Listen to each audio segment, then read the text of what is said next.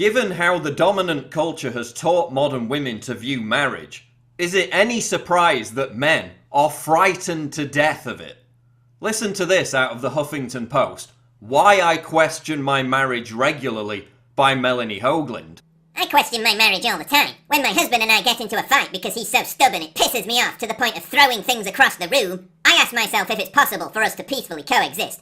When I feel disappointed because he doesn't spoil me with presents or capitulate to all my demands, I ask myself if he is really capable of giving me everything that I need. I know that, if push came to shove, I don't need him. Throwing things across the room because he disagrees. Hating him because he doesn't capitulate to your every demand and shower you with gifts. What man would want to endure this insufferable, spoiled, whiny brat for a lifetime of marriage? Suzanne Venker asked men why they're no longer interested in getting married. The answer? Women aren't women anymore. Men are tired, Venker wrote. Tired of being told there's something fundamentally wrong with them. Tired of being told that if women aren't happy, it's men's fault.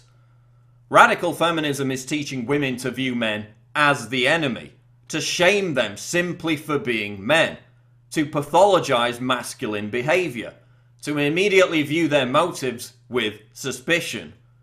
So is it any surprise that more and more men are checking out of marriage and relationships altogether and joining the Sexodus? In a recent article, Catholic priest Charles Pope wrote, "In my mere 26 years of priesthood, I have seen the number of weddings I perform each year decrease from 35 to 5, and the average age of engaged couples increase from 24 to 31. Figures show that fewer young men want to get married than ever before. Just 29% of American men now see a successful marriage as one of the most important things in life. Since 1960, the number of married adults has decreased from 72% to 51%. Just 20% of Americans aged 18 to 29 are married, compared with 59% in 1960. Men are abandoning marriage in droves because none of the benefits it used to bring even apply anymore. Men once married for sex. Now sex before marriage is the norm, despite studies showing that couples who wait are significantly happier. The ubiquitous availability of porn also further diminishes the necessity for men to seek out a sexual partner. In the future, female sex bots will make actual women obsolete for some men. Men no longer need to marry to get guaranteed sex. Marriage was once viewed by society as a status symbol. Married men were held in high esteem. Now marriage is frowned upon. It's seen as something people do when they've given up on youth and abandoned fun and adventure. While the dominant culture will celebrate gay marriage all day long, heterosexual marriage is shit upon by endless portrayals of the drudgery of married life, the arguments, the claustrophobia, the loss of personal freedom. When in reality, numerous studies show that married people are happier and live longer than singles. Monogamy itself is also increasingly viewed as quaint, naive, or even pathetic and uncool. The disease of nihilism brought with it rampant promiscuity. The dominant culture, mainly through feminism, has made young men ashamed of their masculinity, stripping them of confidence when it comes to approaching women. This in turn led to the rise of player culture, or the game, which also treats monogamy with disdain. Onerous divorce courts and laws designed to screw over men have also made countless millions of men think twice before popping the question. The evisceration of traditional gender roles has also wrought a terrible toll, not just on marriage, but on male-female relationships in general. Men were once needed by women to be the breadwinners, and it's a role they happily embraced. The balance worked. But feminism taught women They needed a man like a fish needs a bicycle. Now, for the first time in US history, the number of women in the workforce has surpassed the number of men. More women than men are acquiring university degrees. Now, I'm not saying that a woman's place is in the kitchen. She can make whatever choices she likes. But the dominant culture has venerated the career woman while denigrating the stay-at-home mom.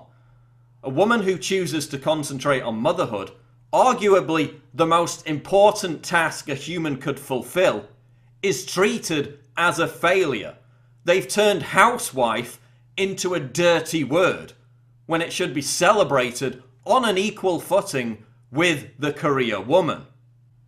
And again, the figures show that women in positions of high authority at work are more prone to depression, whereas men in positions of high authority are less depressed than men without that authority. Could it be, and forgive me for committing this outrageous thought crime, that traditional gender roles, the stay-at-home mom, the hard-working husband, result in greater happiness all round? And before all you feminists yell, misogynist, let's look at some more facts. Despite the supposed freedom that women's liberation gave females, study after study shows that women have been getting more depressed every decade since the 70s. Women are more likely to consider suicide than at any time in history. So becoming independent from men, sacrificing families for careers, becoming more promiscuous, has only made women more unhappy. It's resulted in more and more of them sailing past the age of 30 with no children, no husband, alone, desperate, in a tiny apartment full of cats. This is a running theme. The more men and women were tempted to play the field and not commit, the more depressed they became. Studies show that the more sexual partners women have had before marriage, the more likely they are to get divorced. Feminism taught women that being promiscuous like men was liberating, when in reality it only leads to more heartache and more depression. Whether you're a man or a woman, being a total slut isn't going to fill that void of emptiness. The only thing that will is genuinely caring for someone who genuinely cares about you. It's very simple. Having an authentic, unbreakable connection with another human being brings contentment. Here's what it comes down to. The state doesn't benefit from happy, secure, married, heterosexual couples who have children. The state doesn't benefit from traditional gender roles. For a start, you can't tax a stay-at-home mom. And you can't indoctrinate a child who has two nurturing, intellectually forceful, emotionally strong parents. That's why there's a financial and sociological motive for the state, and by extension the dominant culture, to shit all over marriage and healthy relationships, while promoting promiscuity and hedonism, producing disparate, lonely people who either bounce around between fleeting, meaningless relationships or merely hop from one bed to the next. And look, I'm not saying that everyone should get married at 18. You've got to be sure. But all the studies show that you're far more likely to obtain happiness in relationships by finding someone you resonate with, being faithful to them, not screwing around with other people, and living an authentic existence. There's no peace of mind in being a player your whole life or being a slut. It's a road to loneliness and depression. Men and women are meant to complement each other. It's our default biological setting. But the dominant culture and third wave feminism has sought to contrive a war of the sexes. Unless both men and women reject this manufactured and incredibly harmful state of affairs, we're only going to become more unhappy and live lonelier, less vibrant, less meaningful lives.